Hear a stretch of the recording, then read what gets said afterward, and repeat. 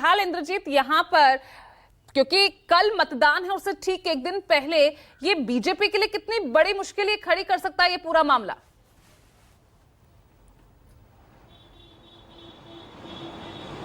जी बिल्कुल, बहुत बड़ी मुश्किल खड़ी कर सकती है, क्योंकि विनोद तावड़े राष्ट्रीय नेता हैं और विनोद तावड़े को ये पता होना चाहिए कि चुनाव आयोग का जो नियम है उसके मुताबिक अगर चुनाव का प्रचार की प्रक्रिया खत्म हो जाती है, चुनाव प्रक्रिया प्रचार की प्रक्रिया रुक जाती है, उसके बाद सभी जो नेता होते हैं उनको वो जगह, वो विधानसभा क्षेत्र छोड़ने का आदेश होता है। तो उस विधानसभा क्षेत्र में मौजूद होना ही विनोद तावड़े का सबसे बड़ा गुनाह है। पैसे बांटने की जो प्रक्रिया है वो प्रूफ होगी नहीं प्रूफ होगी वो चुनाव आयोग बाद में करेगा, लेकिन कहीं न कहीं प्राथमिक तौर पर विनोद तावड़े की इतनी सबसे बड़ी गलती यही है कि जब चुनाव प्रचार रुक गया है तब वो उस वक्त वहाँ पे मौजूद क्यों थे। और ये महाराष्ट्र में कोई अकेले घटना नहीं है, इस तरह की घटनाएं महाराष्ट्र में कई जगहों पर हुई है। यही कारण है कि विपक्ष लगातार चुनाव आयोग पर सवाल खड़ा कर रहा है। संजय राउत तो यहाँ तक कह रहे हैं कि अगर चुनाव आयोग सतर्क रहा होता, विपक्ष के हेलीकॉप्टर की सिर्फ जांच नहीं किया होता, सत्ता पक्ष की भी जांच किया होता,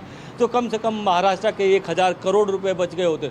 तो विपक्ष इसको लेकर काफ़ी हमलावर है। विपक्ष का आरोप है कि बीजेपी पैसे के बलबूते चुनाव जीतना चाहती है, क्योंकि इसके पहले आपने देखा कि बहुत सारे नेताओं के हेलीकॉप्टर से उतरते ही उनके बैग चेक किए गए। सबसे पहले उद्धव ठाकरे का बैग चेक हुआ, उसके बाद इस पर सियासत हुई, तो इसके बाद सत्ता पक्ष के भी कुछ बैग चेक हुए।